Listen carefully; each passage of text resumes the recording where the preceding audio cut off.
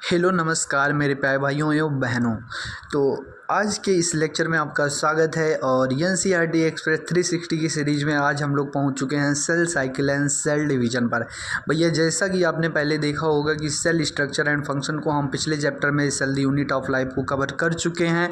इसके बाद हम आ चुके हैं cell cycle and cell division पर और इसमें हम लोग जो है कि मतलब word to word line by line जिस तरह से हम पढ़ते हुए आ रहे हैं उसी तरह से पढ़ेंगे भैया। एक इम्पॉर्टेंट पॉइंट को हर इम्पॉर्टेंट पॉइंट को कवर करते हुए चलेंगे और मान के चलिए कि ये यूनिट जो आपकी है भैया, जैसे cell cycle, cell division, cell the unit of life, biomolecule, तीनों चैप्टर मिला के लगभग भैया इससे 9 क्वेश्चन आते हैं जो कि 36 नंबर का वेटेज आपका रखते हैं। तो बहुत ही इंपॉर्टेंट चैप्टर तीनों हैं। ये पूरी यूनिट आपकी काफ़ी इंपॉर्टेंट है। तो ऐसा नहीं है कि इससे क्वेश्चन नहीं आता। तो एवरेज अगर देखा जाए तो पर चैप्टर से 3 क्वेश्चन बनने का चांस होता है। तो अगर 1 से 1.5 घंटे में आपका 3 क्वेश्चन मतलब 12 नंबर आपका फिक्स हो सकता है। तो आप क्यों नहीं 1-1.5 घंटा दे सकते हैं। ठीक, तो ज़्यादा समय मैं नहीं लूँगा, कोशिश करूँगा 1 घंटे के अंदर अंदर समेटने का। बाकी अगर लग जाता है समय तो उसकी क्या गारंटी है भाई। तो चलिए बिना देर के हुए हम चैप्टर को करते हैं स्टार्ट और चलिए देखते हैं cell cycle and cell division के अंतर्गत क्या क्या चीज़ें हैं। तो सबसे पहले इसमें हम सेल साइकिल को पढ़ेंगे, उसके बाद इसके यम फेज मतलब मेच्योरिंग फेज को, मेटाफेज, इसके बाद ये सिग्निफिकेंस ऑफ माइटोसिस, मियोसिस और इसके बाद सिग्निफिकेंस ऑफ मियोसिस। ठीक, तो मान के चलिए आपको पढ़ना है माइटोसिस, मियोसिस, यही सब सारी चीज़ें जो दी गई हैं इसी के बारे में हम पढ़ेंगे, कुछ ज़्यादा नहीं है। तो चलिए बिना देर के हुए करते हैं स्टार्ट। तो देखते हैं यहाँ पे कुछ खास चीज़ें नहीं लिखी हुई हैं। ये यही कहना चाह रहा है कि मतलब सभी ऑर्गेनिज्म भैया, चाहे कोई कितना भी बड़ा ऑर्गेनिज्म हो, वो एक उसके लाइफ की शुरुआत जो होती है एक सिंगल सेल के द्वारा होती है। यह जानकर आप आश्चर्यचकित भी होते होंगे कि जैसे कि कैसे मतलब एक सिंगल सेल से इतने बड़े ऑर्गेनिज्म का निर्माण हो सकता है। भाई एक आदमी आप खुद बने हुए हो, आपका निर्माण एक सिंगल सेल से हुआ है। तो आपको यह जानकर आश्चर्यचकित होगा, आप यह जानकर आश्चर्यचकित हुए होंगे कि कैसे एक सेल से मतलब कोई आदमी कोई इतना बड़ा ऑर्गेनिज्म बन सकता है। तो भैया जो सेल होता है उसकी एक प्रॉपर्टी होती है, उस सेल में जो होता है ग्रोथ एंड रिप्रोडक्शन होता है। मतलब जो ग्रोथ एंड रिप्रोडक्शन होता है वो सभी सेल की नहीं, मतलब ये हर लिविंग ऑर्गेनिज्म की विशेषता होती है भैया। जो ग्रोथ एंड रिप्रोडक्शन होता है ये हर लिविंग ऑर्गेनिज्म की विशेषता होती है। तो जब जो सभी सेल होते हैं वो ग्रोथ करते हैं, रिप्रोडक्शन करते हैं। और सेल जो होते हैं भैया 2 पार्ट में डिवाइड होकर रिप्रोडक्शन करते हैं, जिसमें प्रत्येक पेरेंट सेल जो होता है वो डिवाइड होकर 2 अलग अलग मतलब डॉटर सेल बनाता है। ठीक, तो यही सब जो चीज़ें दी गई हैं। और जो नया डॉटर सेल बनता है भैया वो स्वयं ग्रोथ और डिवीजन भी कर सकता है। जैसे एक सेल से मिलकर 2 सेल बने, मान लीजिए एक सेल से मिलकर 2 सेल बने, उसके बाद जो 2 सेल बने हैं ये खुद भी मतलब डिवाइड करते हैं। ठीक, तो इनमें भी ग्रोथ और रिप्रोडक्शन की क्षमता होती है। तो ऐसे ऐसे डिवाइड करते करते करते करते एक ऑर्गेनिज्म का फॉर्मेशन हो जाता है। ठीक, तो यही सब चीज़ें दी हुई हैं कि सिंगल पेरेंट सेल तथा उसकी प्रोजेनी जो होती हैं ग्रोथ डिवीजन के बाद एक नई सेल पॉपुलेशन का फॉर्मेशन करती हैं। और इस प्रकार की ग्रोथ जो होता है डिवीजन के कई साइकिल के बाद ये सेल लाखों सेल वाले स्ट्रक्चर का फॉर्मेशन करते हैं। इसके लिए भैया बहुत सारी साइकिल, मिलियंस ऑफ साइकिल जो होती हैं, मतलब कई सारी साइकिल इसके लिए परफॉर्म करनी पड़ती है। तो यही चीज़ें दी गई हैं। Growth and reproduction are characteristic of the cell और लिविंग ऑर्गेनिज्म, ये सभी लिविंग ऑर्गेनिज्म के कैरेक्टरिस्टिक्स हैं। ये पेरेंटल सेल जो होता है वो 2 डॉटर सेल में डिवाइड होता है। न्यूली फॉर्म जो डॉटर सेल होता है वो भी ग्रोथ एंड डिवीजन करता है भैया। उसके बाद यह न्यू सेल पॉपुलेशन का फॉर्मेशन करते हैं। और जो ये एक सिंगल सेल होता है ये फॉर्म, ये स्ट्रक्चर ऑफ ये मिलियंस ऑफ सेल भैया। जो एक सिंगल सेल होता है बहुत सारी साइकिल को परफॉर्म करने के बाद मिलियंस ऑफ सेल का एक ऑर्गेनिज्म बनाता है। ठीक, तो यही सारी चीज़ें इसके इंट्रोडक्शन में दी गई थी। अब हम आ जाते हैं सेल साइकिल में। तो सेल साइकिल भैया, cell division is a very important process of all living organism during the division of a cell, DNA replication and cell growth also take place. All these possess that is cell division, DNA replication and cell growth hence have to take place in a coordinated way to ensure that correct division and formation of progeny cell containing intact genomes. तो भैया ये सारी चीज़ें दी गई हैं कि cell division भैया जो होता है ये सभी लिविंग ऑर्गेनिज्म के लिए बहुत इंपॉर्टेंट प्रोसेस है। सेल डिवीजन के दौरान जो होता है ये डीएनए रिप्लिकेशन और सेल ग्रोथ होती है, और ये सभी प्रोसेस जैसे cell division, DNA replication, cell growth, ये एक दूसरे के साथ कोऑर्डिनेटेड होकर चलते हैं भैया। इस प्रकार से चलते हैं कि सेल डिवीजन सही तरीके से होता है, ठीक, ये एक दूसरे से कोऑर्डिनेटेड वे में चलते हैं। तो डॉटर सेल जो होता है इनमें पेरेंट के सेल का जीनोम होता है, पेरेंट सेल का भैया जीन आता है डॉटर सेल में, और सेल साइकिल की घटनाओं का मतलब यह एक ऐसा सीक्वेंस होता है जिसमें सेल जो होता है अपने जीनोम का डुप्लीकेशन व मतलब अदर कॉन्स्टिट्यूएंट्स का सिंथेसिस करता है मतलब, और अंत में यह डिवाइड होकर भैया दो डॉटर सेल का निर्माण कर देता है। तो यही सारी चीज़ें इसके अंदर दी गई हैं, ठीक। तो यहाँ आगे देखते हैं the sequence of events by which ये सेल डुप्लीकेट्स इट्स जीनोम, हुआ मतलब अपने जीनोम का डुप्लीकेशन करता है, and synthesis of other constituent of the cell eventually divides into two daughter cell is termed as cell cycle, जिसे हम cell cycle कहते हैं। आलू cell growth in terms of cytoplasmic increase, cell growth जो होता है भैया ये साइटोप्लाज्मिक ग्रोथ के रूप में देखा जाता है भैया। साइटोप्लाज्म का ग्रोथ होगा तो सेल का भी ग्रोथ होगा। तो यह एक कॉन्टिन्यूस प्रोसेस होता है जिसमें मतलब डीएनए सिंथेसिस, सेल डिवीजन एक स्पेसिफिक स्टेज में होती हैं, ठीक। तो ये स्पेसिफिक स्टेज में होती हैं, and the replicated chromosome DNA are then distributed to the other cell nuclei by complex series of event during cell division. The events of themselves undergo genetic control. तो भैया जो सेल डिवीजन के दौरान replicated chromosome DNA complex process के दौरान जो Dadar nuclei में distribute हो जाते हैं, तो ये इवेंट्स भैया जेनेटिक कंट्रोल के अंडर में होते हैं। ये सभी मतलब कोई भी सेल जो होता है मतलब वो अंडर जेनेटिक कंट्रोल होते हैं, अपने आप नहीं, मतलब ये जीन के कंट्रोल में होते हैं। जैसे जो जीन स्टिमुलेट होगा उसी का मतलब ग्रोथ होगा, ये जेनेटिक कंट्रोल में होते हैं, ठीक। तो अब हम आ जाते हैं फेज ऑफ साइकिल में, देख लेते हैं कि साइकिल के क्या क्या फेज हैं। तो नेक्स्ट पेज पर हम देखते हैं। तो इसके फेजेज में दिया गया है भैया, फेज ऑफ सेल साइकिल जो दिया गया है ये typical eukaryotic cell cycle is illustrated by human cell in culture. This cells divide once in approximately 24 hour. भैया ये कह रहा है कि जो सेल साइकिल जो होता है अगर ह्यूमन में देखा जाए, ह्यूमन सेल्स में देखा जाए, तो ये जो सेल होता है ये 24 घंटे में एक बार डिवाइड करता है, ठीक। उसी तरह से अगर देखा जाए तो बैक्टीरिया में मतलब ये क्या कह रहा है कि however this duration of cell cycle can vary from organism to organism. मतलब जो ये सेल साइकिल होता है इसका ड्यूरेशन जो होता है भैया ऑर्गेनिज्म टू ऑर्गेनिज्म वेरी करता रहता है, and also from cell type to cell type, मतलब अलग अलग सेल में अलग अलग ड्यूरेशन होता है, मतलब सेल के टाइप्स में भी बदलता रहता है। ईस्ट का एक एग्जांपल दिया गया है भैया कि yeast for example can progress through this cell cycle only about 90 minutes. भैया ईस्ट में जो सेल साइकिल होता है वो केवल 90 मिनट उसमें लगता है, सेल को डिवाइड करने में 90 मिनट्स लगता है सेल साइकिल परफॉर्म करने में। और सेल साइकिल को भैया दो बेसिक पार्ट में डिवाइड किया गया है, इंटरफेज एंड यम फेज, जिसे हम माइटोसिस फेज कहते हैं, माइटोटिक फेज कहते हैं, ठीक। तो इंटरफेज और यम फेज, सेल साइकिल को दो फेज में डिवाइड किया गया है। इंटरफेज जो होता है ये भैया सबसे बड़ा वाला फेज होता है, और माइटोटिक फेज जो होता है ये छोटा होता है, ठीक। तो ये दिया गया है इसका इंटरफेज भैया। तो इंटरफेज जो होता है ये 3 पार्ट में डिवाइड होता है, G1 S G2, मतलब गैप 1 सिंथेसिस एंड गैप 2। तो इंटरफेज 3 पार्ट में डिवाइड होता है। और ये जो होता है भैया माइटोटिक फेज, इसके भी कई सारे पार्ट होते हैं जैसे prophase, metaphase, anaphase, telophase and cytokinesis. तो इतनी सारी प्रोसेस के बाद एक सेल साइकिल जो होता है ये कंप्लीट होता है, ठीक। तो ये इसका साइकिल दिया हुआ है, ये सेल साइकिल के फेजेज हो गए इसके अंदर। अब हम आ जाते हैं इसके अंदर फेजेज में, इसकी घुसते हैं तो ये चीज़ देखते हैं कि the M phase represent the phase when the equal cell division और mitosis occurs and the interphase represent the phase between two successive M phase.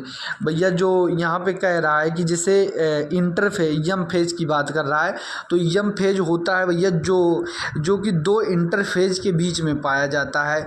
अगर देखा जाए तो यम फेज जो होता है वो इंटरफेज के बीच में पाया जाता है, और जो इंटरफेज होता है वो दो यम फेज के बीच में पाया जाता है। तो अगर यहाँ से अगर देखें तो आपका जो यम फेज होता है भैया ये आपका इंटरफेज फेज हो गया, इसके बीच में आपका आ गया यम फेज, और उसके बाहर फिर उसके बाद आ गया इंटर फेज। ये अल्टरनेट होते हैं, ठीक। उसी तरह से जो यम फेज होता है, अरे सॉरी, जो इंटर फेज होता है वो दो सक्सेसिव यम फेज से घिरा होता है। तो ये ऐसे होता है, दो यम फेज के बीच में जो होता है वो इंटर फेज हमारा होता है। तो कुछ इस तरह का ये प्रोसेस होता है जो, तो ये चीज़ें दी गई हैं कि M phase start with the nuclear division. और यम फेज जो होता है भैया ये न्यूक्लियर डिवीजन से स्टार्ट होता है। सबसे पहले न्यूक्लियर डिवीजन होगा, फिर साइटोप्लाज्मिक डिवीजन होगा, तो उसके थ्रू सेल का डिवीजन होगा, फिर सेल दो पार्ट में डिवाइड होता है। And corresponding to the separation of daughter cell chromosome, फिर daughter chromosome karyokinesis and usually ends with cell division of cytoplasm cytokinesis. भैया जो करस्पॉन्डिंग अगर देखा जाए the separation of daughter chromosome, भैया दादर क्रोमोसोम को हम मतलब कैरियोकाइनेसिस मतलब सेल के न्यूक्लियस के डिवीजन को हम कैरियोकाइनेसिस कहते हैं, और इंड्स विथ ये साइटोप्लाज्मिक डिवीजन। ये जो होता है भैया यम फेज, ये साइटोकाइनेसिस के मतलब साइटोप्लाज्मिक डिवीजन से इंड होता है। शुरुआत इसका कहाँ से होता है? न्यूक्लियर डिवीजन से होता है। अंत कहाँ से होता है? साइटोप्लाज्मिक डिवीजन से होता है। तो सबसे पहले इसमें कैरियोकाइनेसिस होता है, उसके बाद में साइटोकाइनेसिस होता है। साइटोप्लाज्मिक डिवीजन को साइटोकाइनेसिस कहते हैं, न्यूक्लियर डिवीजन को हम कैरियोकाइनेसिस कहते हैं। यहाँ पर ये लाइनें छूट गई तो इसको हम पढ़ लेते हैं। The M phase represents between the actual cell division और माइटोसिस और occurs interphase represent the M the phase between two successive yum phase. It is significant to note that in the 24-hour average duration of cell cycle of a human cell division proper last for only about an hour। भैया जो cell division अगर होता है तो cell division में अगर देखा जाए तो जो मैक्सिमम, जैसे ईस्ट के सेल साइकिल में भैया 90 मिनट लगता है, ठीक। तो ईस्ट का हो गया। तो जैसे अगर देखा जाए टिपिकल यूकैरियोटिक सेल, जैसे ह्यूमन सेल में देखा गया कि जैसे हमने बताया था कि ह्यूमन सेल में जो होता है 24 घंटा लगता है।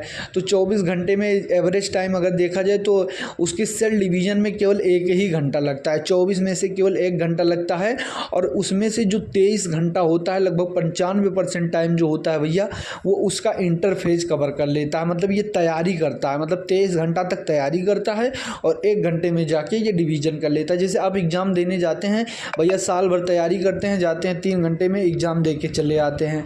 तो इसी तरह से ये चीज़ें मतलब होती हैं इसमें कि 24 घंटे की अगर सेल साइकिल ह्यूमन की होती है, ह्यूमन सेल की, तो वो 23 घंटे मतलब तैयारी करता है, इंटरफेज होता है उसका, 1 घंटे में वो डिवीजन कर जाता है। तो इंटरफेज जो होता है सेल साइकिल का 95% से भी अधिक टाइम लेता है, ठीक। तो यम फेज की शुरुआत न्यूक्लियर डिवीजन से होती है जिसे कैरियोकाइनेसिस कहते हैं। साइटोप्लाज्म से अंत होती है जिसे साइटोप्लाज्मिक डिवीजन को हम साइटोकाइनेसिस कहते हैं। इंटरफेज को रेस्टिंग फेज कहते हैं। जैसे इसमें समय ज़्यादा लगता है तो इसे हम रेस्टिंग फेज कहते हैं।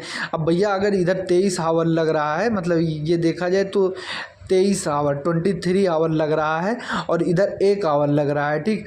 तो इसे रेस्टिंग फेज इसे हम कहेंगे ना, क्योंकि ज़्यादा समय ये ले रहा है, आराम से कर रहा है, तो 23 आवर इसमें लग रहा है, तो इसे हम रेस्टिंग फेज कहेंगे, ठीक। तो इसी तरह से अगर आगे देखा जाए तो ये सब चीज़ें दी हुई हैं कि the M phase start with, ये सब चीज़ें हो गया। The interphase through the called resting phase is time during the which is the cell preparing for the division undergoing both cell growth and DNA replication is an orderly manner. तो ये सभी जो होते हैं भैया बात है cell growth और डीएनए रिप्लिकेशन में भी ये सब चीज़ें हेल्प करती हैं। तो ये एक ऑर्डर में होती हैं, ये एक फिक्स ऑर्डर में, एक फिक्स मैनर में होती हैं, ठीक। तो इसके बाद अगर हम देखते हैं तो इंटरफेज भैया जो होता है ये 3 फर्दर पार्ट्स में डिवाइड होता है जिसे हम gap 1, synthesis and gap 2 phase कहते हैं, ठीक। तो ये सारी चीज़ें इसके बारे में दी गई हैं। तो गैप 1 G1 यस G2 ये 3 पार्ट में डिवाइड होता है। G1 phase correspond to the interval between mitosis and initiation of DNA replication. तो भैया G1 फेज जो होता है माइटोसिस और डीएनए रिप्लिकेशन के इनिशिएशन के बीच के इंटरवल को रिप्रेजेंट करता है, ठीक। मतलब ये माइटोसिस है, और माइटोसिस जैसे इधर होता है, जैसे ये सेल साइकिल आपका बनाया गया था, तो यहाँ पर अगर माइटोसिस हो रहा था और यहाँ पर आपका G1 आ गया था, यहाँ पर सिंथेसिस आ गया था, यहाँ पर G2 आ गया था, ठीक। तो ये माइटोसिस और डीएनए रिप्लिकेशन के बीच के फेज को मतलब रिप्रेजेंट करता है। ठीक, तो यहाँ पे डीएनए रिप्लिकेशन होता है, यहाँ पे माइटोसिस होता है, तो इसके बीच के फेज को यह रिप्रेजेंट करता है। ठीक, तो ये चीज़ें दी गई हैं। तो जीवन फेज जो होता है भैया, इसमें सेल जो होता है मेटाबॉलिकली एक्टिव होता है, लगातार ग्रो करता रहता है, लेकिन अपना डीएनए रिप्लिकेट नहीं करता है। डीएनए रिप्लिकेशन जो होता है वो एस फेज में आकर होता है। ठीक, तो ये सब चीज़ें इसके बारे में दी गई थी कि ये G one phase, during G one phase this cell is metabolically active and continuously grow but does not replicates its DNA. और synthesize phase marks the period during the which DNA synthesize और replication take place. During this time the amount of DNA per cell double in the initial amount of DNA denoted by 2C, it increase to 4C. However, there is no increase in the chromosome number if the cell had diploid or 2n number of chromosome at G1. Even after S phase, the number of chromosome remains the same, that is 2n. तो ये line क्या कह रहा है कि भैया जो जीवन फेज होता है इसमें सेल मेटाबॉलिकली एक्टिव होता है, लगातार ग्रो करता रहता है, अपने डीएनए को रिप्लिकेट नहीं करता है। तो यह डीएनए का रिप्लिकेशन जो होता है भैया ये यस फेज या सिंथेसिस फेज में होता है। तो सिंथेसिस फेज के दौरान डीएनए का रिप्लिकेशन होता है, और सिंथेसिस फेज में भैया जो डीएनए का अमाउंट है वो 2 गुना होता है। मतलब जीवन से G2 में इधर जाता है, जैसे जीवन से ये निकलता है डीएनए का अमाउंट, तो यहाँ पर आकर ये डबल हो जाता है, डीएनए का अमाउंट यहाँ आकर ये डबल हो जाता है। ठीक, और ये 2C, अगर मान लीजिए जीवन में डीएनए का अमाउंट 2C रहा है, जैसे जीवन में 2C रहा है, तो यहाँ आकर ये 4C हो जाता है। ठीक, सिंथेसिस फेज में तो वही चीज़ें दी गई हैं, 2 गुना हो जाता है। क्रोमोसोम का नंबर जो होता है भैया ये सेम रहता है, बस केवल डीएनए का अमाउंट ही बढ़ता है। तो क्रोमोसोम का नंबर ये कॉमन रहता है, जो ये जीवन फेज में रहेगा वही एस फेज में रहेगा। अब इसी तरह अगर देखें तो एनिमल सेल में एस फेज के दौरान डीएनए का रिप्लिकेशन जो होता है वो न्यूक्लियस में होता है, और सेंट्रियोल का जो डुप्लीकेशन होता है वो साइटोप्लाज्म में होता है। ये चीज़ आप ध्यान रखेंगे। तो अब हम आ जाते हैं सीधे डायरेक्ट G2 फेज में। तो यहाँ पर दिया गया है in animal cell during the S phase DNA replication begins in the nucleus and the centriole duplicates in the cytoplasm during the G2 phase protein are synthesised in the preparation of mitosis while cell growth continue. तो भैया G2 phase में जो होता है भैया, इस phase में cell के ग्रोथ के साथ साथ माइटोसिस के लिए प्रोटीन का फॉर्मेशन भी होता है, जो कि मतलब आगे डिवाइड होने वाली सेल जीवन फेज से जो एग्जिट हो जाती हैं और एक इनएक्टिव स्टेज में चली जाती हैं। ठीक, तो जिसे हम क्वेसेंट स्टेज कहते हैं। तो ये सारी चीज़ें जो हैं नेक्स्ट पेज पर दी हुई हैं, उसे भी हम बता देते हैं आपको। तो इधर जैसे कुछ चीज़ें दी हुई हैं कि मतलब some cell in adult animals do not appear to exhibit division है। Example heart cell. भैया जो एनिमल्स में देखा जाए तो कुछ सेल जो होती हैं, अगर एक एडल्ट एनिमल में देखा जाए तो वो डिवीजन नहीं करती हैं, मतलब वो उनमें डिवीजन होता ही नहीं है। जैसे हार्ट सेल, ये कभी भी लाइफ में अपने डिवाइड नहीं करती हैं। And many other cell divide only occasionally. भैया लेकिन कुछ सेल जो होती हैं वो डिवीजन तो नहीं करती, लेकिन वो डिवाइड तब करती हैं वो जब उनको ज़रूरत होता है। ठीक, मतलब उनको जब स्टिमुलेट किया जाता है तब वो मतलब डिवाइड करती हैं। I needed to the replace cell that have been lost because injury of cell death. जो कि मतलब वो दूसरे सेल को रिप्लेस करने का काम करती हैं। जैसे कोई सेल में इंजरी हो गया, जैसे मान लीजिए हमारे हाथ में कहीं घाव लग गया, कट गया, इंजरी हो गया, तो वहाँ की सेल जो होती हैं उड़ जाती हैं। तो वहाँ पे फिर सेल का डिवीज़न हमारे होता है, और उस घाव को भरने के लिए मतलब वहाँ पे सेल डिवीज़न होता है। ठीक, तो उसे रिप्लेस करने का काम ये करती हैं। ठीक, दीज सेल मतलब these cell that do not divide further exit G one phase to enter in the inactive stage. भैया जो सेल डिवाइड नहीं करती हैं वो जीवन फेज से एग्जिट कर जाती हैं और इनएक्टिव स्टेज में चली जाती हैं, जिसे हम क्वेसेंट स्टेज G0 फेज कहते हैं। ठीक, तो ये फेज हो गया। इसके बाद अगर देखा जाए तो for the cell cycle cell is the stage remain metabolically active but no longer proliferate unless called on to do so depending on the requirement of the organism. तो ये चीज़ दी गई है कि भैया जी नॉट फेज की जो सेल होती हैं ये मेटाबॉलिकली एक्टिव होती हैं लेकिन डिवाइड नहीं होती हैं। इनका डिवीजन जो होता है भैया ऑर्गेनिज्म की आवश्यकता अनुसार होता है, जब उनको ज़रूरत होता है तब होता है। एनिमल में माइटोसिस जो होता है भैया केवल डिप्लॉयड सोमैटिक सेल के अंतर्गत होती है, ठीक, डिप्लॉयड सोमैटिक सेल के अंतर्गत होती है, उसके अंदर ही पाई जाती है। तो ये सब दी गई हैं। और उसी तरह अगर देखा जाए however there are few exception to this where haploid cell divide by mitosis, for example male honey bee. तो इसके बारे में एक एग्जांपल दिया गया है, इसका एक्सेप्शन दिया गया है कि जो मेल हनी बी होता है, मतलब इसका एग्जांपल क्या है कि मेल हनी बी जो होता है भैया उसमें हैप्लॉइड सेल जो होता है माइटोसिस के द्वारा डिवीजन करता है। लेकिन यहाँ पे क्या दिया गया है कि माइटोटिक डिवीजन जो होता है भैया केवल डिप्लॉयड सोमैटिक सेल के अंतर्गत पाया जाता है। लेकिन इसका एक एक्सेप्शन है कि ये मेल हनी बी जो कि भैया हैप्लॉइड सेल के में ही माइटोसिस मतलब बाई माइटोसिस के द्वारा हैप्लॉइड सेल भी इसका डिवाइड करता है, ठीक। तो against this the plant can show mitotic division in both haploid and diploid cells. तो इसके अलावा भैया जो प्लांट्स जो होते हैं प्लांट्स में माइटोसिस के द्वारा हैप्लॉइड एंड डिप्लॉयड दोनों प्रकार के सेल की डिवीजन हो सकती है। आप ओनियन की रूट टिप को मतलब सेल में माइटोसिस की स्टडी कर चुके होंगे कि इसकी प्रत्येक सेल में जो होती हैं भैया 16 क्रोमोसोम होते हैं। तो क्या आप बता सकते हैं कि मतलब G1 या G2 फेज के बाद सेल में कितने क्रोमोसोम होंगे? तो ये चीज़ें इसके बारे में दी गई हैं कि तो against this the plant so mitotic division in both haploid and diploid from your recollection example of alternation of generation in the plant identified to the species and stage with mitosis is seen in haploid cell। तो यही सारी चीज़ें दी गई हैं कि आप alternation of generation जैसे पिछले चैप्टर में आप देख चुके हैं, वहाँ पर माइटोसिस जो होता है भैया हैप्लॉइड और डिप्लॉइड सेल दोनों में होता है। ये आप चैप्टर 3 में देख चुके हैं जो कि हमने आपको पहले भी पढ़ा दिया है। तो डायरेक्ट अब हम आ जाते हैं यम फेज पर, ठीक। तो भैया यम फेज के बारे में दिया गया है this is the most dramatic period. यह जो होता है भैया एक मोस्ट ड्रामेटिक पीरियड होता है जिसमें सेल के सभी कंपोनेंट जो होते हैं मेजर रीऑर्गेनाइजेशन होता है, ठीक। तो यम फेज में भैया जो मेजर ऑर्गेनल्स होते हैं उनका रीऑर्गेनाइजेशन होता है। पेरेंट और प्रोजेनी सेल जो होता है क्रोमोसोम की संख्या उसमें सेम होती है, इसलिए इसे इक्वेशनल डिवीजन भी कहा जाता है। तो भैया यम फेज माइटोटिक फेज को हम इक्वेशनल डिवीजन भी कहते हैं क्योंकि इसमें जो पेरेंट और प्रोजेनी में सेल की संख्या जो होती है ये सेम होती है, ठीक। तो through for the convenience mitosis has been divided into 4 stage. 4 stage of nuclear division. Karyokinesis is very essential to the understand cell division is a progressive process and very clear cut lines can not be drawn between various stages. Karyokinesis involve 4 stages.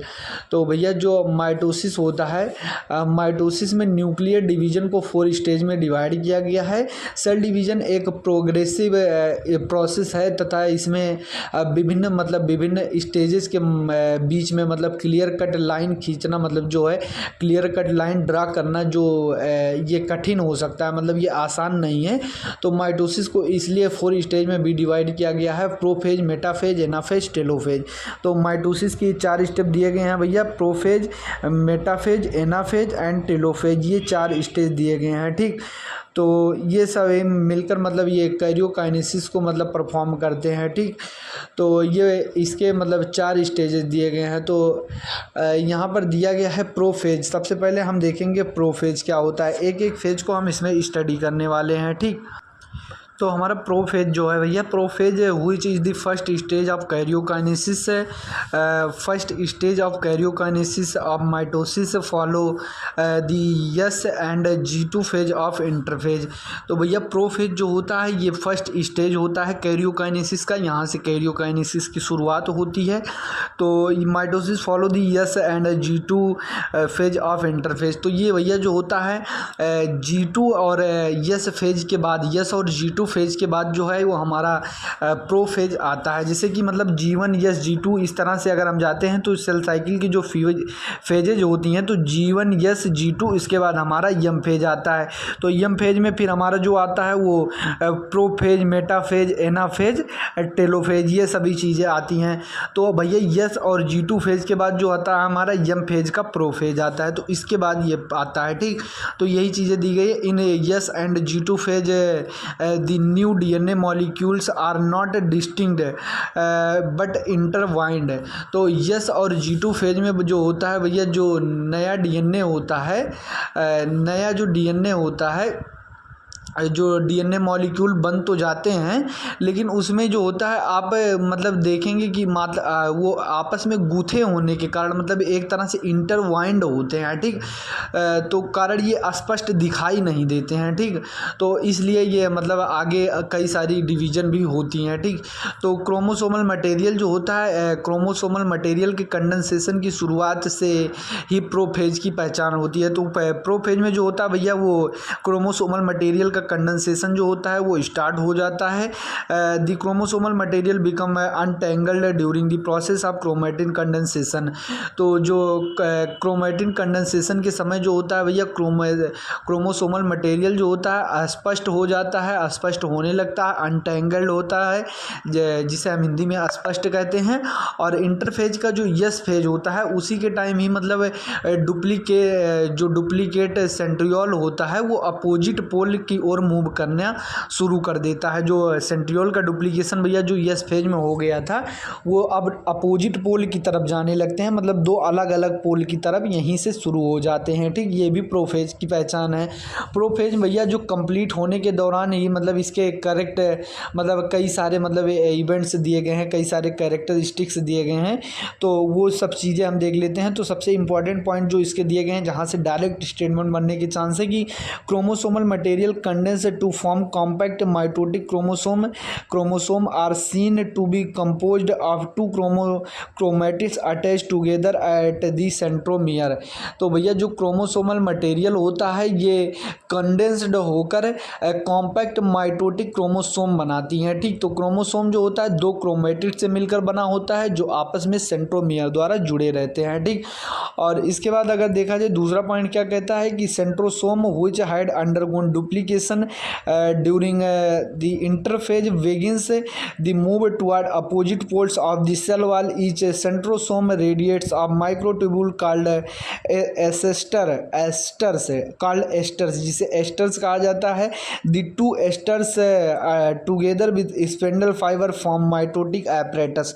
तो भैया जो interphase के दौरान centrosome का duplication होता है जो यहाँ अपोजिट पोल की तरफ मूव करना शुरू कर देते हैं, तो प्रत्येक जो सेंट्रोसोम होते हैं ये माइक्रोट्यूब्यूल से निकलते हैं। ठीक, जिन्हें हम एस्टर्स कहते हैं। ये दो एस्टर्स जो होते हैं स्पिंडल फाइबर्स के साथ मिलकर माइटोटिक एपरेटस बनाने का काम करते हैं। ठीक, यही ये कहने का मतलब इसके है। और प्रोफेज के अंत में ही सेल को जो है माइक्रोस्कोप पर देखने पर यह गोल्जी ऑपरेटस, गोल्जी कॉम्प्लेक्स मतलब एंडोप्लाज्मिक रेटिकुलम, न्यूक्लियोलस और न्यूक्लियर एनवलप जो होता है ये स्पष्ट रूप से दिखाई नहीं देता प्रोफेज में, मतलब ये क्लियरली विजुअल यहाँ पे नहीं होता है। ये नेक्स्ट पॉइंट जो है उसको हम देख लेते हैं। तो यही नेक्स्ट पॉइंट है कि जैसे सेल जो है at the end of prophase when viewed under microscope do not show Golgi complex, endoplasmic reticulum, nucleolus and nuclear envelope. भैया जो हमारा प्रोफेज है उसके एंड में जब इसको देखा गया, प्रोफेज के एंड में माइक्रोस्कोप से देखा गया तो वहाँ पर Golgi complex, endoplasmic reticulum, nucleolus ये सभी चीज़ें दिखाई नहीं दे रही थी क्लियरली। ठीक, तो इसके बाद हम आ जाते हैं डायरेक्टली मेटाफेज पर आ जाते हैं। तो दी complete disintegration of nuclear envelope marks the start of the second phase of mitosis, hence are called chromosome are spread through the cytoplasm of the cell। तो भैया जो हमारा मेटाफेज होता है तो मेटाफेज में ये माइटोसिस की दूसरी अवस्था होती है भैया, और इसमें जो होता है मतलब जो न्यूक्लियर एनवलप होता है, जो न्यूक्लियर मेम्ब्रेन होता है भैया उसका कंप्लीट डिसइंटीग्रेशन हो जाता है, जिसके कारण जो होता है क्रोमोसोम सेल के साइटोप्लाज्म में फैले हुए होते हैं। ठीक, तो ये सब चीज़ें दी हुई हैं। By the stage condensation of chromosome is completed and they can be observe clearly under the microscope. और इसी स्टेज के दौरान जो है भैया ये क्रोमोसोम का मेटाफेज के दौरान ही मतलब क्रोमोसोम की मॉर्फोलॉजी का जो होता है, मतलब क्रोमोसोम का कंडेंसेशन जो है वो पूरा हो जाता है, जिससे इसकी मॉर्फोलॉजी की स्टडी हम कर पाते हैं। क्रोमोसोम की मॉर्फोलॉजी का स्टडी हम माइक्रोस्कोप के अंतर्गत हम कर पाते हैं। ठीक, जिसे हम माइक्रोस्कोप से आसानी से देख सकते हैं। तो यही चीज़ कह रहा है। तो मेटासोम जो होता है क्रोमोसोम मेटाफेज क्रोमोसोम दो सिस्टर क्रोमैटिड से मिलकर बना होता है जो आपस में सेंट्रोमियर द्वारा जुड़े होते हैं। और जो कि सेंट्रोमियर द्वारा जुड़े होते हैं, ये चीज़ दी गई है कि the metaphase all this stage at this stage metaphase chromosome attached by the देखिए held together by the centromere small disc shaped structure of the surface of the centromere are called kinetochore. तो ये सभी जो होती हैं मतलब ये इसके द्वारा जुड़ी होती हैं, मतलब ये सेंट्रोमियर के द्वारा जो दोनों होती हैं ये एक दूसरे से जुड़ी होती हैं। स्मॉल डिस्क शेप जो स्ट्रक्चर होता है जो सरफेस ऑफ सेंट्रोमियर पर पाया जाता है उसे हम कहते हैं काइनेटोकोर। काइनेटोकोर जो होता है भैया एक डिस्क शेप स्ट्रक्चर होता है जो उसकी सरफेस पर पाई जाती हैं। These structure serve as the site of attachment of spindle fibre formed by the spindle fibres to the chromosome that are moved into the position at the center of a cell। तो इसके भैया जो दिया गया है इसमें क्या कह रहा है कि जो आप क्रोमोसोम के सरफेस पर छोटे डिस्क शेप्ड स्ट्रक्चर होते हैं जिन्हें हम काइनेटोकोर कहते हैं। और इस फेज की विशेषता यह है कि इसमें सभी क्रोमोसोम जो होते हैं ये इक्वेटर पर आ जाते हैं। तो क्रोमोसोम जिस प्लेन पर व्यवस्थित होता है इसमें जिस अलाइनमेंट में होते हैं उसे हम मेटाफेजिक प्लेट कहते हैं। और मेटाफेज जो होता है ये की फीचर जो होते हैं, इसके मेन की फीचर्स जो दिए गए हैं वो नीचे दिए गए हैं। तो इसके की फीचर्स दिए गए हैं। तो यहाँ हमने दिखा कि मतलब ये all the chromosome coming to the lie at the equator with one chromatid of each chromosome connected by the kinetochore to the spindle fiber from the pole and sister chromatid connected by the kinetochore to the spindle fiber from opposite poles। ठीक, तो ये जो होते हैं भैया एक पोल पर अगर देखा जाए तो एक पोल पर ये काइनेटोकोर के द्वारा जुड़े होते हैं, एक पोल पर ये काइनेटोकोर के द्वारा जुड़े होते हैं। जो सिस्टर क्रोमैटिड होते हैं ये अब काइनेटोकोर के द्वारा जुड़े होते हैं। और spindle fibre from the opposite pole, और मतलब एक तरफ अपोजिट पोल पर मतलब ये स्पिंडल फाइबर की से जुड़े होते हैं, मतलब स्पिंडल फाइबर की काइनेटोकोर से जुड़े होते हैं। ठीक, तो ये चीज़ें दी गई हैं। तो एक जगह मतलब ये स्पिंडल फाइबर और काइनेटोकोर ये चीज़ें आपस में ये कनेक्टेड होते हैं। तो इसके आगे अगर देखा जाए तो the plane of alignment the chromosome at the metaphasic plate refer as the metaphase the key features of metaphase. तो ये होते हैं, ये मतलब इसका एक फ़ीचर क्या है कि मतलब ये जो होते हैं मेटाफेज में जो होते हैं ये सभी मिडिल में आ जाते हैं। मेटाफेज में जो होते हैं ये मिडिल में आकर मतलब एक जगह पर मेटाफेजिक प्लेट पर मतलब इकट्ठा हो जाते हैं। तो इसके कुछ फीचर्स दिए गए हैं। Spindle fibre attach to the kinetochore of the chromosome. तो स्पिंडल फाइबर जो होते हैं वो काइनेटोकोर के मतलब क्रोमोसोम के काइनेटोकोर से आकर जुड़ जाते हैं, अटैच हो जाते हैं। क्रोमोसोम जो होता है इक्वेटर की ओर जाकर मेटाफेजिक प्लेट पर व्यवस्थित होकर अलाइन होकर मतलब पोल से स्पिंडल फाइबर द्वारा जुड़ जाते हैं। तो ये चीज़ दी गई है। ठीक, तो इसके बाद अब हम आ जाते हैं सीधे एनाफेज पर। तो एनाफेज के बारे में क्या चीज़ें दी गई हैं हम देख लेते हैं जल्दी से।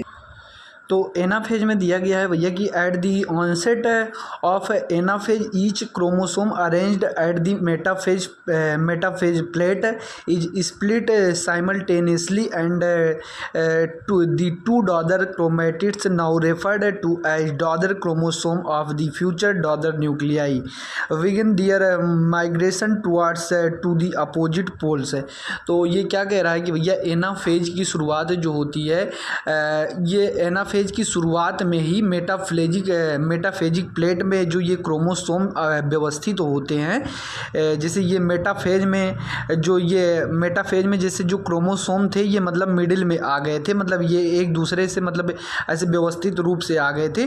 तो इनका क्या होता है एनाफेज में, मतलब ये क्या करते हैं, ये एक दूसरे से सेपरेट होने लगते हैं भैया, अलग होने लगते हैं। ठीक, तो जिसे हम डॉटर क्रोमेटिड्स कहते हैं। और ये डॉटर क्रोमेटिड्स जो होते हैं भैया, जब सेल डिवीजन हो जाता है तो ये बनने वाले डॉटर न्यूक्लियाई के क्रोमोसोम होंगे। ठीक, तो यही जो होते हैं, अब आगे चल के जब सेल डिवीजन करता है तो यही क्रोमेटिड्स उस बनने वाले सेल में न्यूक्लियस का मतलब न्यूक्लियस की क्रोमोसोम को बनाते हैं। ठीक, तो डॉटर न्यूक्लियाई के मतलब ये क्रोमोसोम बन जाते हैं। तो ये क्रोमेटिड्स आगे चल के डॉटर न्यूक्लियाई के क्रोमोसोम बन जाते हैं। और ये क्रोमेटिड्स जो होते हैं भैया अपोजिट पोल की ओर दूर जाने लगते हैं। जैसे ये मिडिल पर मिले हुए हैं तो ये अपोजिट पोल पर ये मतलब टूट जाएंगे। मान लीजिए कि जैसे कि ये आपका क्रोमोसोम था, ठीक, मान लीजिए ये आपका क्रोमोसोम था, तो ये एक दूसरे से ये सेंट्रोमियर इसका हो गया, ये अटैच था ना, तो ये अलग होकर मतलब ये एक आपका इधर जाने लगेगा, मतलब ऐसे मान लीजिए ये इधर जाने लगेगा, ये एक इधर जाने लगेगा। ठीक, ये एक दूसरे से टूटकर अलग हो जाएंगे। यहाँ पर मान लीजिए आपका ये मेटाफेजिक प्लेट था, मतलब ये बीच में यहाँ पर दोनों अरेंज थे, तो ये दोनों एक दूसरे से दूर जाने लगते हैं, अलग अलग हो जाते हैं। ठीक, तो ये ऐसे जाने लगते हैं। तो यही चीज़ें इसमें दी गई हैं। तो ये अपोजिट पोल पर चले जाते हैं। और सेंट्रोमियर जो इसका जो प्रत्येक क्रोमोसोम होता है, ये इक्वेटोरियल प्लेट से जब दूर जाने लगते हैं तब प्रत्येक क्रोमोसोम जो होता है सेंट्रोमियर पोल की ओर होते हैं। ठीक, तो ये सेंट्रोमियर पोल की ओर होते हैं, मतलब ये उल्टा हो जाते हैं। ठीक, ये उल्टा होकर मतलब एक दूसरे से दूर जाते हैं, ये मतलब एक तरफ मुँह कर लेते हैं, ऐसे ये ऐसे कर लेते हैं। ठीक, तो इस तरह से ये दूर जाने लगते हैं।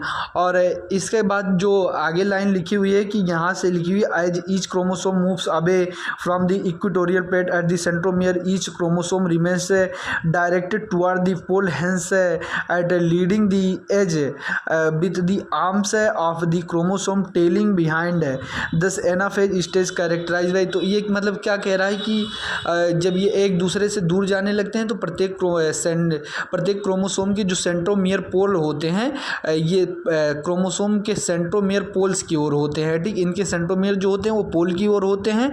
और जो इनका आर्म होता है, क्रोमोसोम की आर्म जो होती है ये पीछे आ जाती है। ठीक, पीछे आती है। ठीक, तो यही सारी चीज़ें दी गई हैं। तो दूर जाने के नेतृत्व में और इनका जो क्रोमोसोम का दूर जाने का वो लीडिंग होता है भैया, जो उसका वो कंट्रोल होता है, ये मेनली अगर देखा जाए तो सेंट्रोमियर करते हैं। ठीक, तो सेंट्रोमियर के द्वारा ही इनको डायरेक्शन दिया जाता है, डायरेक्ट किया जाता है, मतलब इंडिकेट किया जाता है। तो उसी के थ्रू ये होता है। एनाफेज को जो भैया है ये अलग अलग इवेंट के द्वारा हम कैरेक्टराइज करते हैं, जो कि हमने अगले पेज पर देखते हैं। तो उससे पहले ये जो डायग्राम दिया गया है तो ये हम देख लेते हैं। तो भैया ये अर्ली प्रोफेज का डायग्राम दिया गया है। तो प्रोफेज को मतलब दो पार्ट में डिवाइड करते हैं, early prophase and let prophase. तो अर्ली प्रोफेज में भैया जो है ये मिनिमम ब्रेकडाउन होता है। ये देखिए कम ब्रेकडाउन हुआ है, मतलब एक दो तीन मतलब ये कम टुकड़े दिख रहे हैं। ये देखिए अगर इसका मेम्ब्रेन देखा जाए तो अभी लग रहा है कि ब्रेक ही नहीं हुआ है। तो कैसे पहचानेंगे? ये पहचानने का तरीका है कि मिनिमम ब्रेकडाउन हुआ है। और अगर देखा जाए लेट प्रोफेज, तो लेट प्रोफेज जो होता है भैया, लेट प्रोफेज में अगर देखा जाए तो ज़्यादातर ब्रेकडाउन हो गया है, क्योंकि इन दोनों डायग्राम में आप कंफ्यूज हो जाते हैं। तो ये देखिए सब टूट गया है, एकदम टुकड़े टुकड़े इसके हो गए हैं। और इसके बाद जो ट्रांजिशन टू मेटाफेज होता है भैया, आपको पता है मेटाफेज में जो होते हैं ये क्रोमोसोम जो होते हैं मेटाफेजिक प्लेट पर अरेंज हो जाते हैं, मतलब मिडिल में आकर ये मिल जाते हैं, इक्वेटोरियल प्लेट पर आ जाते हैं। तो इससे पहले जो आते हैं ट्रांजिशन, मतलब उससे पहले वाले मेटाफेज के पहले फेज को हम जानते हैं। तो ये उससे मिलने वाले होते हैं, मिले नहीं होते हैं लेकिन मिलने वाले होते हैं, और मेटाफेज में आकर मिल जाते हैं मिडिल में। तो यही सारी चीज़ें दी गई थी माइटोसिस की स्टेज के बारे में। तो चलिए नेक्स्ट देखते हैं। तो इधर दिया गया है फॉलोइंग की इवेंट्स है सेंट्रोमियर स्प्लिट एंड क्रोमेटिस सेपरेट। भैया एनाफेज में भैया जो होता है सेंट्रोमियर जो होते हैं ये अलग अलग हो जाते हैं, मतलब सेंट्रोमियर जो होता है टूट जाता है। सेंट्रोमियर इनका जो होता है जब सेंट्रोमियर का ब्रेकडाउन हो जाता है तो इनके क्रोमेटिड जो होते हैं अलग अलग हो जाते हैं, जो कि मैंने आपको दिखाया था। Chromatid move to opposite pole, जो क्रोमेटिड होते हैं वो अपोजिट पोल की तरफ मूव करने लगते हैं। ये देखिए यहाँ पर ये एनाफेज का जो है ये डायग्राम दिया गया है, ये सेपरेट हो गए हैं, ये अपोजिट पोल की तरफ चले गए हैं। अब आ जाते हैं हम डायरेक्ट टेलोफेज में। तो telophase eight the beginning of the final stage, तो ये भैया फाइनल स्टेज की शुरुआत होती है। टेलोफेज जो होता है at the beginning of final stage of karyokinesis that is telophase the chromosome that have reached their respective poles condensed and lose their individuality. तो भैया जो टेलोफेज होता है ये कैरियोकाइनेसिस की फाइनल स्टेज होती है। इसके प्रारंभ में देखा जाए तो पोल्स पर जो क्रोमोसोम आए हुए होते हैं कंडेंस, तो ये डीकंडेंस हो जाते हैं, ठीक, और ये अपनी मतलब आइडेंटिटी को खो देते हैं, इंडिविजुअलिटी को खो देते हैं और लॉस कर देते हैं, ठीक। तो इंडिविजुअल क्रोमोसोम जो होते हैं ये दिखाई नहीं देते हैं। क्रोमेटिन मटेरियल जो होता है इसका प्रत्येक सेट जो होता है दोनों अपोजिट पोल पर जो होते हैं ये कलेक्ट हो जाते हैं। तो ये जो होते हैं ये दोनों अपोजिट पोल पर कलेक्ट हो जाते हैं। और जो मेटाफेज के कुछ इवेंट दिए गए थे कि क्रोमोसोम जो होते हैं अपोजिट पोल की ओर एकत्रित होकर ये चीज़ें यहाँ से हम आपको दिखाते हैं कि lose their individuality, the individual chromosome can no longer seen each set chromatin material tend to collect each of the two poles. This is the stage which show following key events. इसके मतलब है telophase के कुछ events दिए गए हैं कि मतलब chromosome cluster at opposite spindle poles and their identity is lost discrete elements. भैया जो क्रोमोसोम्स होते हैं ये इनका क्लस्टर जो होता है, इनका गुच्छा जो होता है भैया ये अपोजिट स्पिंडल पोल्स पर चला जाता है, मतलब अपोजिट पोल पर चला जाता है, ये अपनी आइडेंटिटी को लॉस कर देते हैं। न्यूक्लियर एनवलप जो होता है भैया around the chromosome cluster at each pole forming two daughter nuclei. जो न्यूक्लियर एनवलप होता है वो फिर से आ जाता है, डेवलप होने लगता है और ये दो डॉटर न्यूक्लियाई का फॉर्मेशन कर लेते हैं। Nucleolus, Golgi complex, endoplasmic reticulum जो होते हैं भैया ये फिर से बनने लगते हैं, मतलब सेल ऑर्गेनेल का फॉर्मेशन फिर से हो जाता है, ठीक। तो ये सारी चीज़ें हमारी दी गई थी टेलोफेज के बारे में। अब हम सीधे आ जाते हैं, हमारा कैरियोकाइनेसिस हो गया, तो इसके बाद हम आ जाते हैं साइटोकाइनेसिस पर।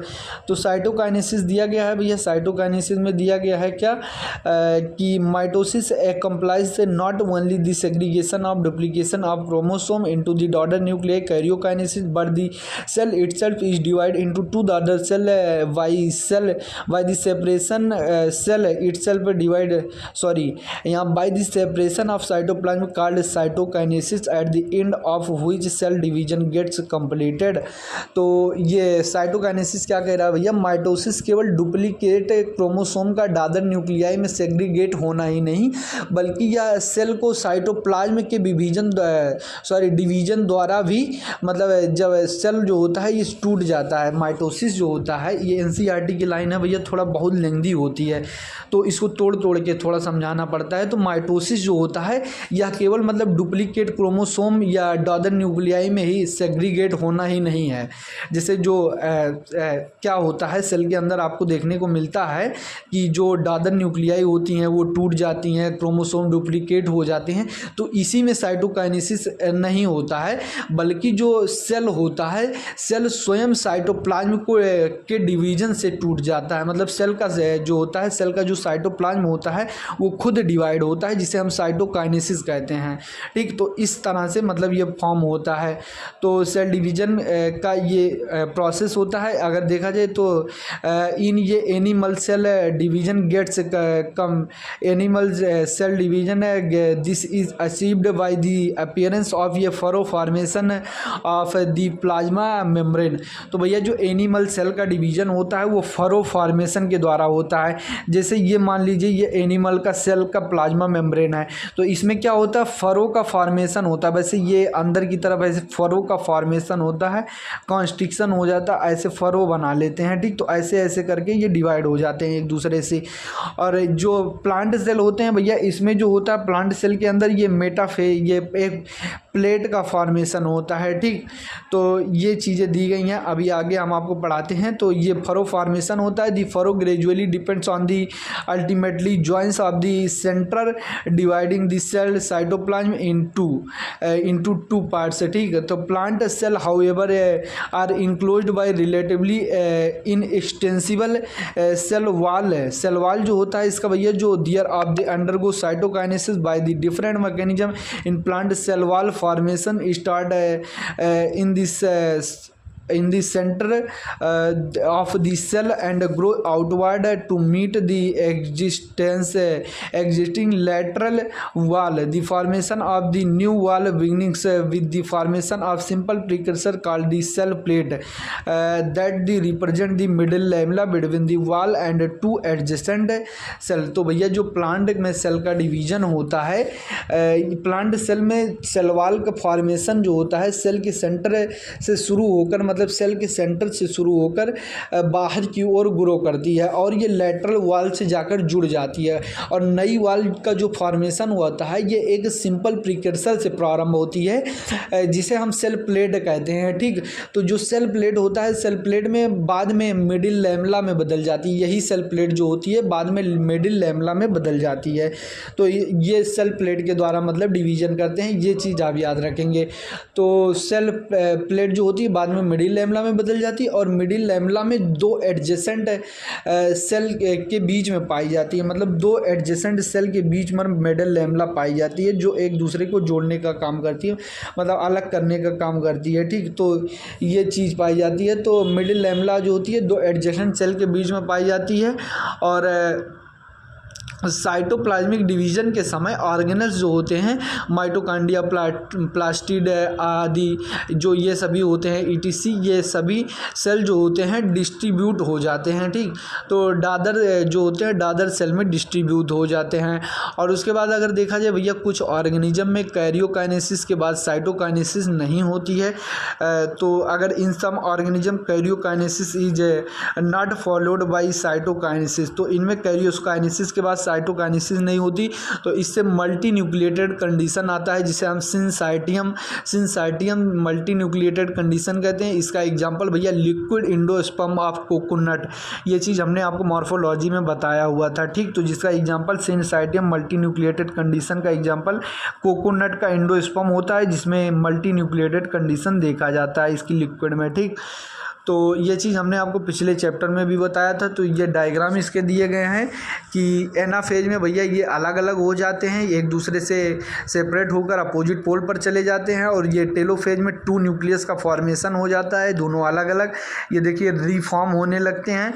और ये कंप्लीट इंटरफेज में अगर देखा जाए तो ये अलग अलग ये दो बड़े बड़े गोले दिखाई देते हैं। तो ये चीज़ें दी गई हैं। अब सीधे हम आ जाते हैं भैया सिग्निफिकेंट ऑफ माइटोसिस की, माइटोसिस का सिग्निफिकेंस क्या है। ठीक, तो भाई लोग ये सिग्निफिकेंट ऑफ माइटोसिस में मतलब माइटोसिस में दिया गया है इसके सिग्निफिकेंस में कि मतलब यही सब चीज़ें दी गई हैं कि माइटोसिस या इक्वेशनल डिवीजन जो होता है ये मेनली अगर देखा जाए तो डिप्लॉयड सेल में होता है। ये मेनली डिप्लॉयड सेल में होता है ओनली। हाउएवर अगर देखा जाए तो social insect haploid cell also divide by mitosis. अगर देखा जाए कुछ लोअर प्लांट एंड कुछ सोशल इंसेक्ट ये सभी इसमें जो हैप्लॉयड सेल होते हैं ये माइटोसिस द्वारा भी डिवाइड होती हैं। मतलब हैप्लॉयड सेल भी माइटोसिस द्वारा डिवाइड होती हैं। माइटोसिस द्वारा जो होता है डिप्लॉयड डॉटर सेल भी मतलब उत्पन्न किया जा सकता है, मतलब फार्म किया जा सकता है। ठीक, तो इसके द्वारा इसमें जो होता है आइडेंटिकल जेनेटिक डेवलपमेंट कॉम्प्लीमेंट होता है। ठीक, तो माइटोसिस द्वारा जो होता है ये आइडेंटिकल जेनेटिक कॉम्प्लीमेंट होता है। और इसके बाद देखा जाए तो मल्टी सेलुलर ऑर्गेनिज्म में जो होता है भैया उनका ग्रोथ जो होता है माइटोसिस के द्वारा ही होता है। तो इसमें जो ग्रोथ होता है वो माइटोसिस के द्वारा होता है, ये माइटोसिस के द्वारा होता है। और इनका जो सेल की ग्रोथ के जो परिणाम स्वरूप अगर देखा जाए न्यूक्लियस है जो होता है न्यूक्लियस तथा साइटोप्लाज्म के बीच जो रेशियो पाया जाता है तो ये डिस्टर्ब हो जाता है। तो इसलिए न्यूक्लियोसाइटोप्लाज्मिक रेशियो को रीस्टोर करने के लिए सेल जो होता है ये डिवाइड करता है। तो ये इसलिए सेल का डिवीजन होता है भैया। जैसे मान लीजिए ये साइटोप्लाज्म है, ठीक। अब साइटोप्लाज्म में भैया न्यूक्लियस जो है ये भी मतलब न्यूक्लियस के अंदर जो फ्लूइड भरा है न्यूक्लियोप्लाज्म वो भी बढ़ता जा रहा है, बढ़ता जा रहा है। साइटोप्लाज्म के अंदर भी जो फ्लूइड भरा है वो भी बढ़ता जा रहा है, बढ़ता जा रहा है, बढ़ता जा रहा है। तो एक समय आएगा कि भैया जैसे आप गुब्बारे में पानी भरते जा रहे हो, भरते जा रहे हो, भरते जा रहे हो, तो क्या होगा, वो फट जाएगा। तो उसी तरह से ये सेल का होता है। तो उसी तरह ये सेल भी होता है कि मतलब जब ये ऑटोमेटिक भरता जाता है, इनका रेशियो डिस्टर्ब होता जाता है, तो ये एक डिवाइड होकर दो पार्ट में बट जाती हैं, ठीक। तो यही इसी तरह से इनका माइटोसिस होता रहता है।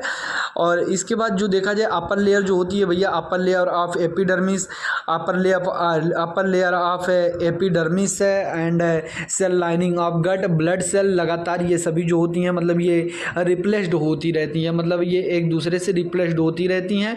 ये माइटोसिस के कारण ही सभी ये चीज़ें होती हैं, क्योंकि जो माइटोसिस सेल होता है ये इन सभी को रिपेयर करने में हेल्प करता है, ठीक।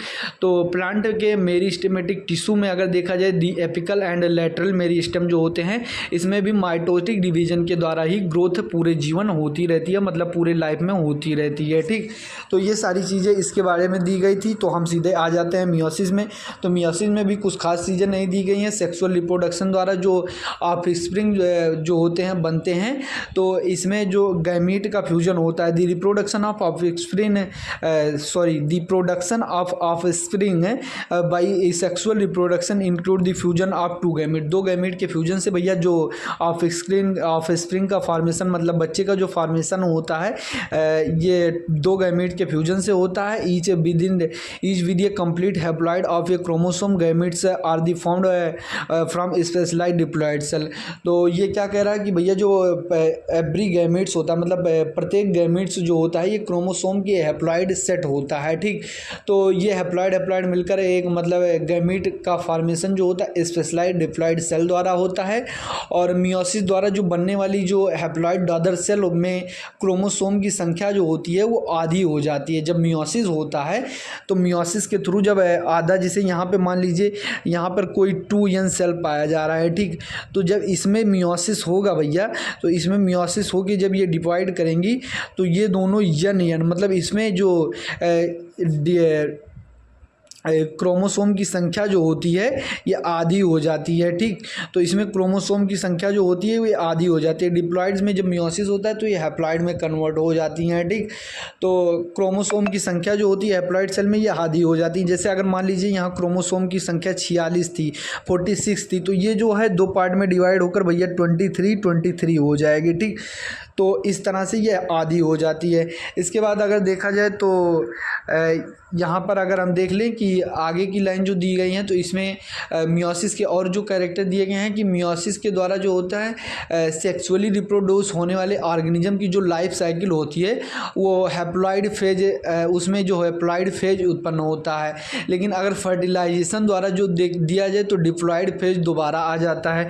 तो ये लाइन क्या कहता है कि meiosis ensure the production of haploid phase in the life cycle of sexually reproducing organism where as fertilisation restore the diploid phase. तो ये चीज़ दी गई है। The become across meiosis during the gametogenesis in the plant and animals lead the formation of haploid gamete की। तो ये कह रहा है कि मतलब जो मियोसिस होता है भैया, मियोसिस जो होता है प्लांट और एनिमल सेल में जो गैमेटोजेनेसिस के दौरान मियोसिस होती है, जिसके फलस्वरूप अगर देखा जाए तो हैप्लॉइड गैमेट्स बनते हैं, ठीक। तो प्लांट और एनिमल सेल में जब गैमेटोजेनेसिस होता है तो उससे गैमेटोजेनेसिस में मियोसिस होता है तो उसमें हैप्लॉइड गैमीट बनते हैं। और इसके बाद जो कुछ कैरेक्टर दिए गए हैं तो ये सारे कैरेक्टर दिए गए हैं। Meiosis involve two sequential cycle nuclear and cell division called meiosis 1 meiosis 2 but only a single cell cycle of DNA replication. तो ये कह रहा है कि जो मियोसिस होता है भैया ये न्यूक्लियर डिवीजन और सेल डिवीजन दो सीक्वेंशियल साइकिल चलाती है। और इसमें मियोसिस 1 तथा मियोसिस जिसे हम मियोसिस 1 और मियोसिस 2 कहते हैं, ठीक। लेकिन इसमें डीएनए रिप्लिकेशन की केवल सिंगल साइकिल चलती है। और इसके बाद जो होती है सिंथेसिस फेज में मतलब जो होता है पेरेंटल क्रोमोसोम जो होता है ये रिप्लिकेशन के साथ जो होता है ये आइडेंटिकल सिस्टर क्रोमैटिड बनने के बाद मियोसिस 1 शुरू होती है, ठीक। तो यही चीज़ें दी गई हैं। और मियोसिस 1 में जो होता है भैया मियोसिस में जो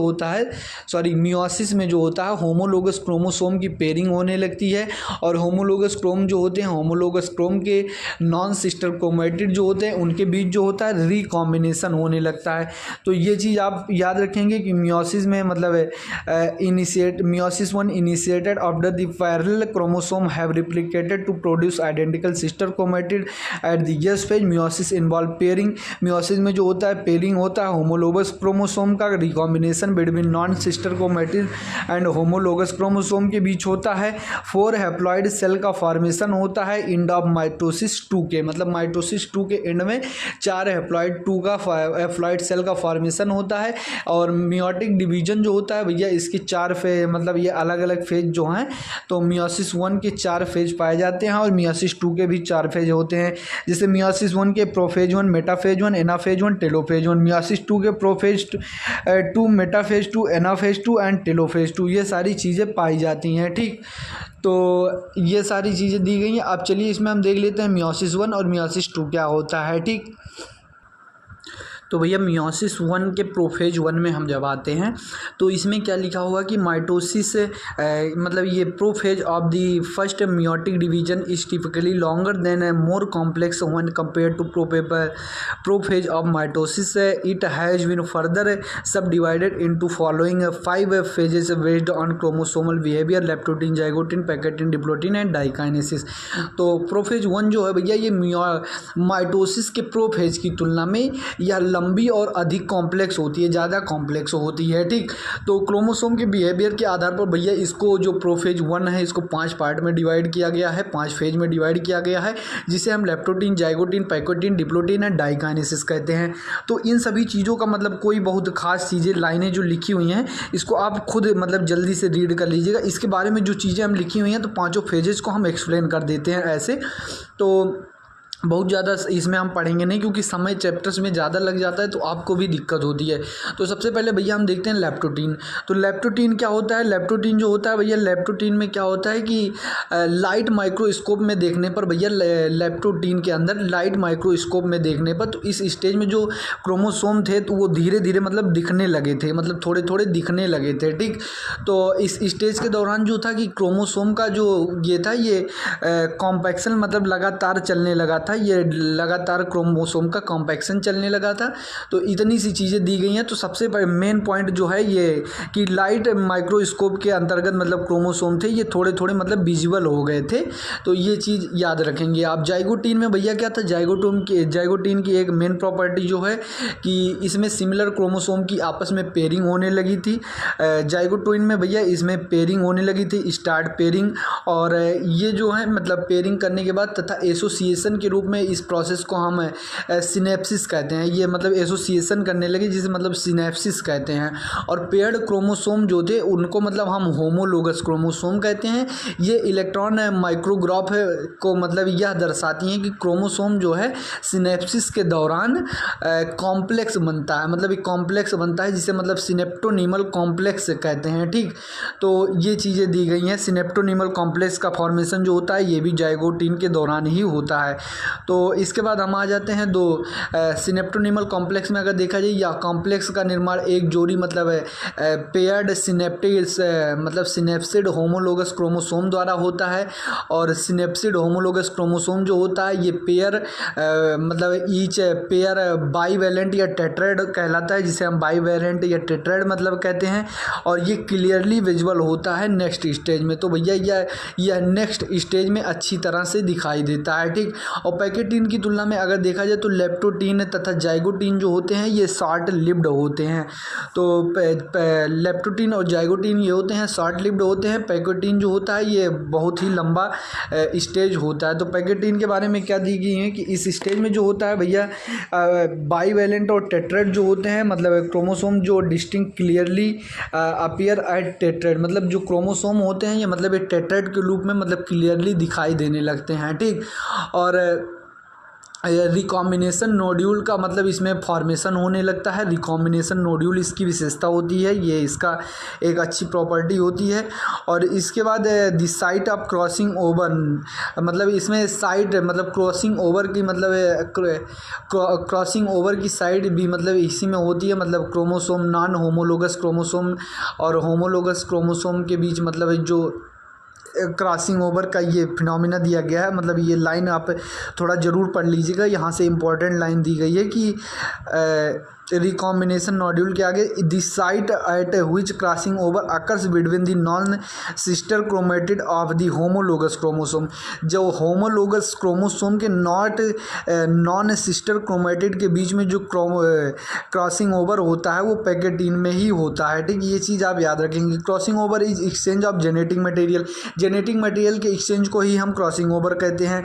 और इसके बाद तो टू होमोलोगस क्रोमोसोम के बीच मतलब जो जेनेटिक मटेरियल का एक्सचेंज होता है उसे क्रॉसिंग ओवर कहते हैं। Crossing over is also enzyme mediated process, या एक एंजाइम मेडिएटेड प्रोसेस होता है। रिकॉम्बिनेज, उस एंजाइम का नाम रिकॉम्बिनेज होता है। Crossing over leads to recombination of genetic material. जो क्रॉसिंग ओवर होता है भैया ये लीड करता है रिकॉम्बिनेशन को, मतलब जेनेटिक मटेरियल के रिकॉम्बिनेशन को। मतलब recombination between homologous chromosome is completed by the end of pachytene.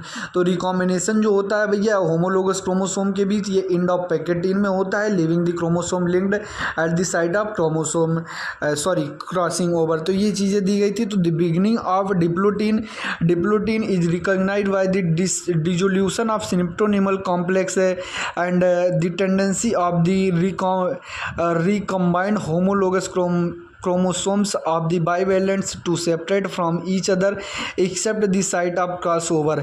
तो भैया जो ये बिगनिंग्स ऑफ दिया गया है किसका, ये किसके बारे में दिया गया है, डिप्लोटीन के बारे में।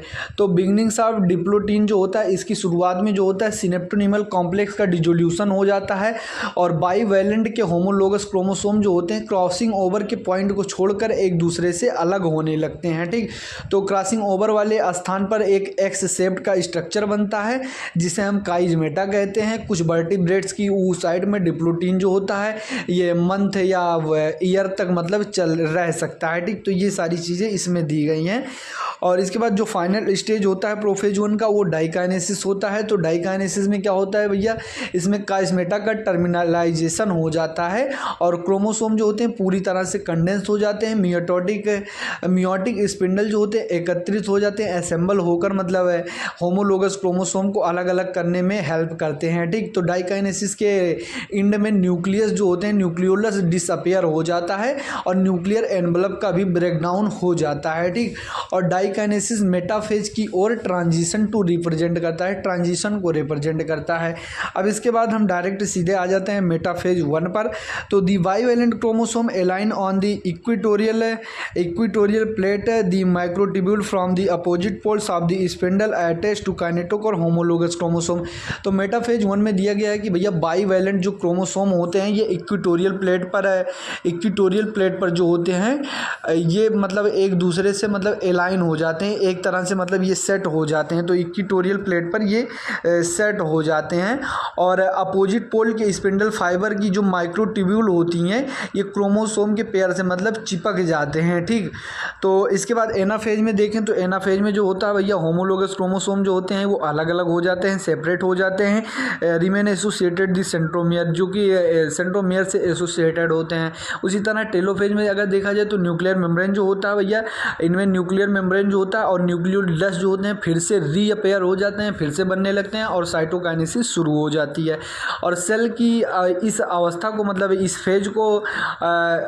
फेज को हम अगर देखा जाए तो इस फेज को हम युग्म कहते हैं। मतलब अगर हिंदी में देखा जाए तो इसे हम युग्म कहते हैं।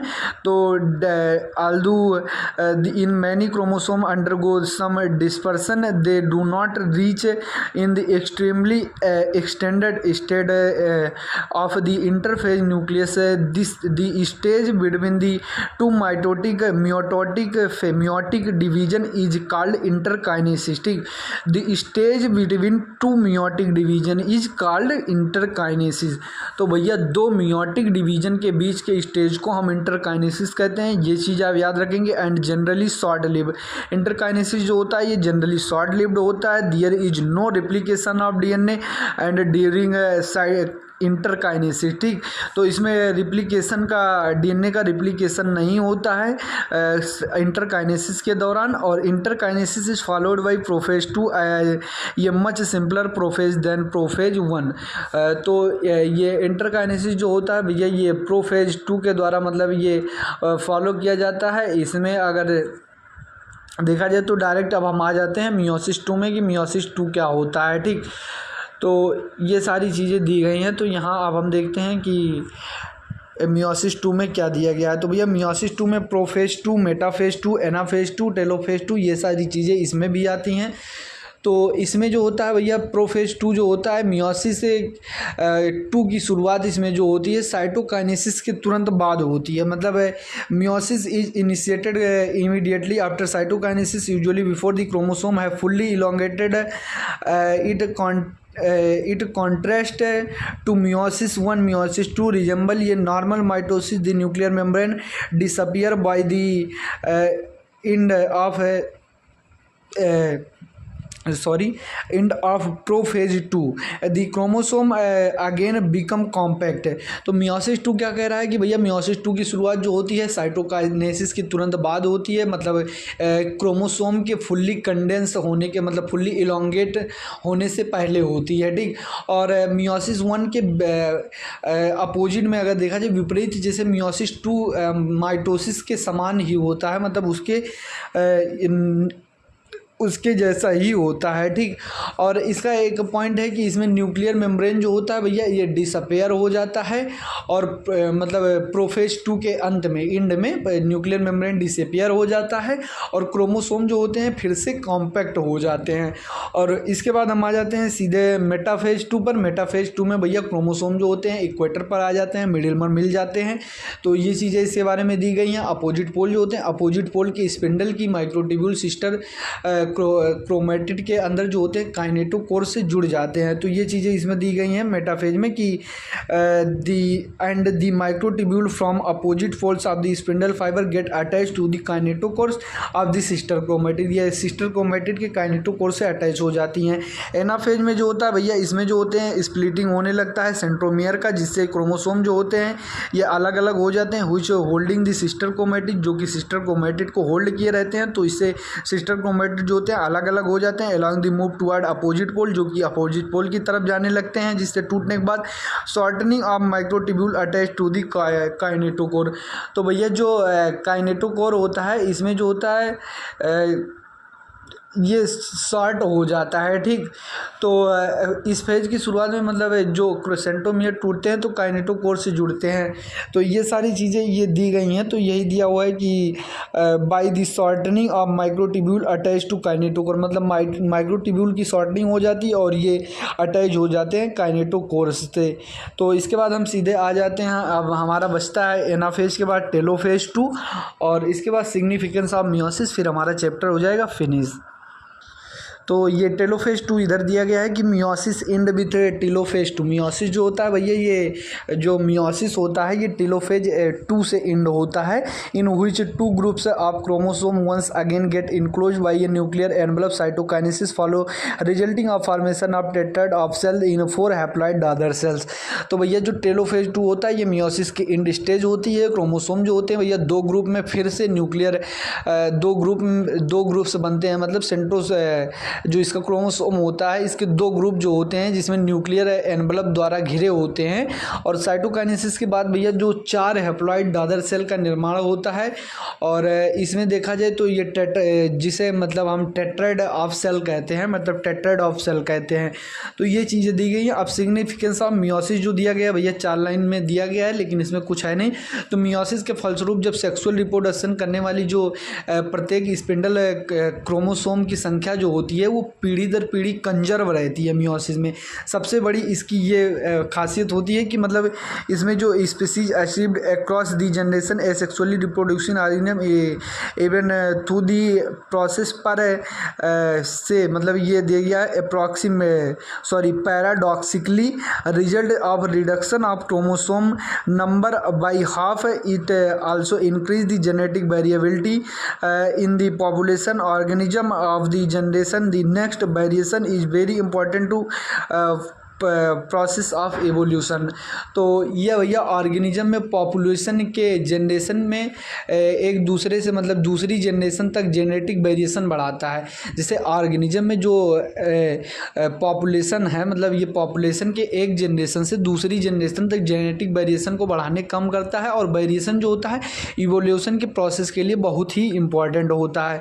तो इसमें जो इसका डायग्राम दिया गया है ये भी देख लेते हैं। तो भैया ये मियोसिस 2 का डायग्राम दिया गया है। तो ये देखिए यहाँ पर मियोसिस 2 का दिया गया है, जिसे प्रोफेज 2 में प्रोफेज 2 का डायग्राम दिया गया है। ये देखिए मेटाफेज में ये मिडिल में मिल गए हैं, और प्रोफेज 2 में ये देखिए इक्वेटर की तरफ जा रहे हैं, मतलब ये मिडिल में यहाँ मिल जाते हैं, फिर एनाफेज में अलग अलग हो जाते हैं, 2 अपोजिट पोल पर चले जाते हैं। और इससे टेलोफेज में ये 4 डॉटर सेल का मतलब ये फॉर्मेशन करते हैं। ठीक, तो ये सारी चीज़ें हो गई। इसके बाद इसी के साथ ये आपका चैप्टर होता है फिनिश। तो एक बार हम चेक कर लेते हैं होमवर्क में जो कोई क्वेश्चन देने लायक है तो वो भी आपको हम दे देते हैं। तो भैया 3 से 4 क्वेश्चन को मैंने टिक किया है जो कि आपको करना ही करना है। जैसे इस क्वेश्चन में दिए गए हैं कि the stages of cycle which one of the following events occur, तो इन सभी को मतलब आपको करना है। इसके बाद डिस्क्राइब द फॉलोइंग, इनको डिस्क्राइब करने के लिए कह रहा है, और ये सारी क्वेश्चन जो दिए गए हैं इन सभी को आपको करना है। ठीक, तो ये आपके होमवर्क है, इसको करना बहुत ज़रूरी है भाई लोग आपके लिए, क्योंकि यही सारे क्वेश्चन जो हैं घुमा फिरा के आपसे पूछे जाएंगे। तो थोड़ा मैंने इसमें थोड़ा स्पीड में कराया है, इस चैप्टर को बहुत ज़्यादा एक्सप्लेन नहीं किया है, क्योंकि मतलब जो मुझे लगा समझाने लायक उसको समझा दिया। बाकी इसमें आपको रीड करना खुद से बहुत ज़्यादा ज़रूरी है, मेरे रीड करने से कुछ नहीं इसमें होने वाला है।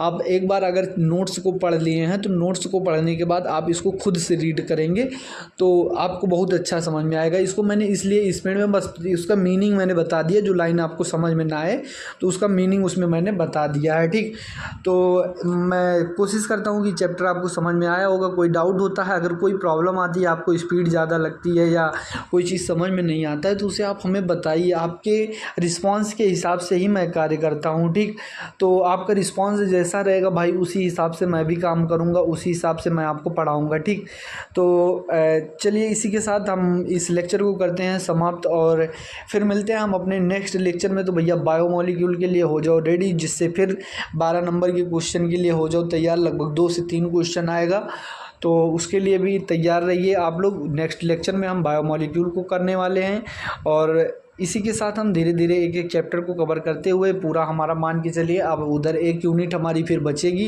ह्यूमन फिजियोलॉजी पर, फिर ह्यूमन फिजियोलॉजी और प्लांट फिजियोलॉजी बचेगी। ठीक, तो प्लांट फिजियोलॉजी को फिर एक बार रिस्पायरेशन और फोटोसिंथेसिस एक साथ कर लेंगे, इसके बाद सीधे हम ह्यूमन फिजियोलॉजी पर आ जाएंगे। तो ये सारा आपका प्लानर है, कोई प्लानिंग हुई नहीं है, तो इसी के साथ हम एक एक चैप्टर करा रहे हैं। थोड़ा नवरात्रि का फास्ट चल रहा है तो इससे हिम्मत नहीं हो रही है लेक्चर लेने की, थोड़ा भूखे प्यासे भाई एनर्जी नहीं रह जाती है शरीर में, तो उतना बोलना संभव नहीं होता है, तो थोड़ा माफ़ कीजिएगा।